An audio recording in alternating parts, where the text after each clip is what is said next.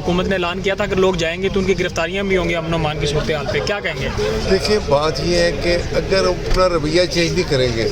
اگر وہ رویہ ایسے ہی رکھیں گے تو پھر ملاقاتیں نہیں ہوں گی۔ اگر وہ رول ریگولیشن کو فالو کریں گے، اڈیالہ جیل کا جو سپرنٹینڈنٹ ہے اس کے پاس جائیں گے، وہ 1 to 1 جتنے بندوں کی ملاقات کرا سکتا ہے وہ کرائے گا قانون کے تحت۔ اگر یہ جتھے بن کے جائیں گے تو ظاہر ہے اس کو باقی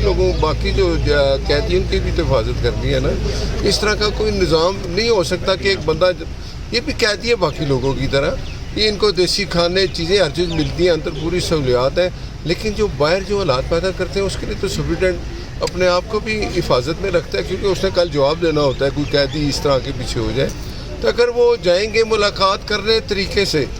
قانون کے مطابق تو وہ ہو جائے گی، نہیں اگر وہ اس طرح گڑبڑ کریں گے پھر قانون اپنا کہیں اور شفٹ کیا جا سکتا ہے عمران خان کو اگر صورتحال اسی طرح رہتی ہے، اڈیالہ کے باہر لوگ آتے ہیں تو؟ نہیں کیوں، وہ اڈیالہ جیل میں اندر رہ رہا ہے، اگر اس کی خود خواہش نہ ہو کہ کہیں شفٹ کرو تو وہ اڈیالہ جیل میں ہی رہے گا۔ وہ وہاں کا جو سپرنٹینڈنٹ ہے اس کو زیادہ پتہ ہے کہ کس قیدی کو کس جگہ رکھ کے وہ محفوظ ہے۔